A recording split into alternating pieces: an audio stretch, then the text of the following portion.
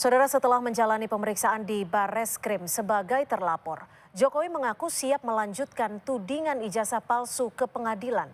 Baginya tuduhan soal ijazahnya sudah keterlaluan, lalu bagaimana mendudukkan perkara ijazah palsu dalam aturan hukum nasional? Dan adakah sanksi hukum bila seseorang atau institusi menerbitkan ijazah palsu?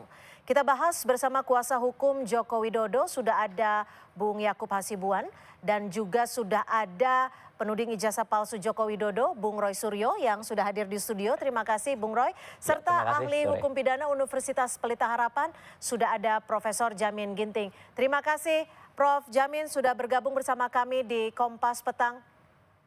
Terima kasih. Terima kasih juga Sore Bung Prof, Yakub. sore Pak Yakub. Ya, saya Sore akan Mas Roy, sore Mbak, sore Prof. Jamin. Ya, saya akan ke Sore. Bung Roy terlebih dahulu. Hari ini Pak Jokowi diperiksa dan juga kembali membawa ijazah yang sempat diperiksa ya, dilaporkan. Kalau Anda melihatnya, apakah ini bagian dari kesiapan Joko Widodo Ya, terhadap tudingan Anda? komentar saya satu, kalau boleh kita masyarakat Indonesia memberikan award kepada Barreskrim atas pemeriksaan yang luar biasa cepat ini. Ya, bayangin, 22 pertanyaan hanya dalam waktu kurang dari 1 jam. Masuk tuh 9.47, sudah saya hitung tadi, keluar 10.42. Berarti 22 pertanyaan tuh bisa diselesaikan, satu pertanyaan tuh kira-kira hanya 2 menit. Pertanyaan apa yang bisa diselesaikan selama 2 menit, Mbak Cynthia? Jadi artinya kita kan pernah tahu klarifikasi di Barreskrim itu nama. Masa itu sudah disiapkan, kecuali kalau selaku ahli biasanya kita dikirim dulu melalui file alamat itu. Jadi di situ kita tinggal tanda tangan, tinggal baca lagi. Kapan waktu ngeprintnya, ya, kapan waktu kemudian mendengarkan nama Bapak lengkapnya, baru. Jadi dugaan Anda apa nih? Dalam sekian waktu yang Anda sebut sangat singkat menjawab 22 pertanyaan? Ya biarkan masyarakat yang menilai aja, tapi kalau semua proses seperti ini, saya kira bagus Barreskrim dan kepolisian. Jadi pemeriksaan itu cepat sekali gitu loh. Kan 22 pertanyaan dalam waktu 1 jam, come on gitu loh. Logika sehat kita, akal sehat kita agak sulit menerima itu. Tapi ya boleh lah. Gitu. Oke, saya coba tanya ke Bung Yakub. 22 pertanyaan diajukan penyidik ke Pak Jokowi. Apakah sudah ada spesifik soal autentifikasi ijazah? Dan apa saja sebenarnya dari 22 pertanyaan itu yang paling besar porsinya? Iya, pertama-tama tentunya saya agak sedikit menyayangkan ya kalau Mas Roy mengomentari sesuatu yang Mas Roy tidak berada di situ tadi. Jadi kan tentunya beliau tidak mengetahui sebenarnya tadi prosesnya seperti apa. Dan mungkin harusnya di sini ada juga dari pihak penyidik untuk mengimbangi itu karena yang berhak menjawab kan nanti penyidik. Tapi kalau untuk diskusi tadi, kalau boleh saya klarifikasi untuk tadi itu ada 8 pertanyaan besar yang terbagi-bagi, yang poin-poinnya itu kami total ada 22. Kalau hanya kita diskusi secara, walaupun kembali lagi, saya sebenarnya tidak mau mengomentari apa yang Mas Roy sampaikan. Tapi paling gampang nih Mas Roy, tanya, apakah Anda sehat? Ya, itu satu pertanyaan. Emang itu berapa lama butuh waktu yang menjawab, apakah Anda sehat Mas Roy? Nah, itu kan sehat jasmani dan rohani, kalimatnya panjang kan jawabannya juga. Sebentar Mas, saya lagi bicara Mas. Ya, tapi kan Mas Roy pernah diperiksa juga. Artinya tidak ada kesalahan dalam pemeriksaan apapun. Dan tadi Pak Jokowi sudah hadir sendiri untuk memberikan keterangan sebagai pihak yang diadukan atau dilaporkan. Nah, kalau ternyata sekarang Mas Roy mengatakan seakan-akan ada narasi-narasi keanehan, ya silahkan aja apa yang Mas Roy duga atau apa yang Mas Roy tuding silahkan disampaikan aja Mas, kalau memang ada yang aneh gitu. Tapi kalau tadi dihadiri oleh banyak pihak juga, semua berjalan dengan normal dan sebagaimana mestinya. Bung Yakub, jadi yang paling besar porsinya dari 22 pertanyaan itu apa? Autentifikasi ijazah sudah ditanya juga? Ada, tadi berdiskusi mengenai pertanyaan mengenai ijazah ada, pertanyaan mengenai skripsi ada, pertanyaan mengenai KKN ada, dan ada juga tadi mengenai ya pengalaman Pak Jokowi lah pas kuliah.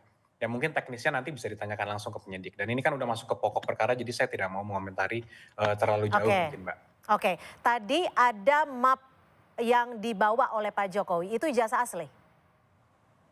Betul, itu ijazah asli yang sudah dikembalikan kepada Pak Jokowi. Karena kemarin itu kan sempat sebagaimana kita semua tahu, sempat kita serahkan kepada Barreskrim melalui saudara Bapak Jokowi dan juga kami dampingi juga untuk dilakukan uji forensik. Nah sekarang karena kebetulan Pak Jokowi juga diminta keterangan, akhirnya sekaligus serah terima dikembalikan lagi. Karena ini masih tahap penyelidikan, jadi tidak ada sita menyita, tidak ada apapun karena masih tahap penyelidikan. Nah, Gitu, Mbak. gimana Bung Roy? Sudah dibawa loh ijazah aslinya. Makanya itu, jadi harusnya ijazah itu kalau selaku barang bukti, apalagi itu primary evidence, itu disita harusnya. Atau satu lagi, tadi kan terlihat map itu terlihat tipis ya, kita bolehlah kita menduga ya, atau kita berpraduga. Katanya itu ijazah mulai dari SD sampai SMA. Mungkin bisa ditanyakan ke Mas Yakob, itu tadi ijazahnya semua ijazah atau hanya ijazah S1 saja ya. Oke, Dan kalaupun dibawa ya ini agak aneh juga. Karena harusnya itu nanti ditunjukkan pada saat Bareskrim mengumumkan itu otentik atau tidak. Sekali lagi, tim kami ya itu akan kemudian menyatakan kalau misalnya nanti Bareskrim misalnya mengumumkan, bisa juga pengumumannya nggak minggu depan loh, bisa juga malam ini. Tiba-tiba malam ini ya itu diumumkan ijazahnya otentik gitu. Tapi hanya narasi saja. Gimana bisa menunjukkan yang asli? Konon kalau yang asli itu sudah dibawa lagi oleh Jokowi. Tapi kan Pak Jokowi tadi juga mengklaim akan kok ditunjukkan ke publik tapi di pengadilan. Lah ya itu makanya kan kayak Bu Mega tadi, kalau bisa dibikin pendek, kenapa harus dibikin panjang gitu loh. Obama saja, sekelas Obama saja ditanyakan soal akte kelahirannya, dia sertifikat birth-nya langsung ditunjukkan, selesai kan gitu. Ini nggak bikin ruwet, nggak bikin panjang. Jadi keraguan inilah Iya, yang bisa jadi kalau nanti misalnya tiba-tiba, sekali lagi, tiba-tiba Lab 4, Bareskrim itu mengumumkan, ya kita minta umumkan secara detail, secara ilmiah, secara saintifik. Ya ijazahnya tunjukkan, kemudian nanti detail pemeriksaannya, uji karbon 14-nya disampaikan, kertasnya benar apa enggak, tintanya benar apa enggak. Saya pernah katakan di Kompas, ada 6 jenis tinta itu detail. Dan kita bisa baca dan silahkan publik atau analis-analis yang ilmiah itu baca itu. Bung Yakob, tadi itu ijazahnya hanya ijazah S1 atau semua ijazah seperti yang sebelumnya sempat disebut Jokowi? Kita bawa semua ijazah Mbak, yang dikembalikan itu kan SMA dan kuliah. Hanya SMA dan Tapi kuliah tadi- yang tadi dikembalikan ya? Betul. Artinya Mbak. nanti, artinya ijazah asli ini sudah diperiksa secara laboratorium forensik? Iya, informasi yang kita dapatkan seperti itu. Namun kan kita kembali kita juga masih menunggu nih Mbak, hasil dari Bareskrim seperti apa pemeriksaannya. Dan kita hormati, kita tunggu, kita juga tidak mau mendahului. Dari pihak Bareskrim juga mengatakan ditunggu saja karena prosesnya masih berjalan sehingga ya kami hormati. Jadi kita tunggu saja mungkin Mbak. Bung Jamin, kalau dilihat dari konstruksi hukum saat ini, memang ijazahnya harus langsung bisa dibawa oleh Pak Jokowi ya sebelum kepolisian memberikan klarifikasi ataupun mengumumkan dari hasil uji laboratorium forensik. Atau bagaimana sih? Ya ini kita lihat dulu dalam proses apa. Kalau ini dalam proses penyelidikan atau dalam proses penyidikan. Karena kalau dalam proses penyelidikan, dia nggak melakukan penyitaan, begitu ya. Dia harus dikembalikan kepada barang di mana benda tersebut diminta.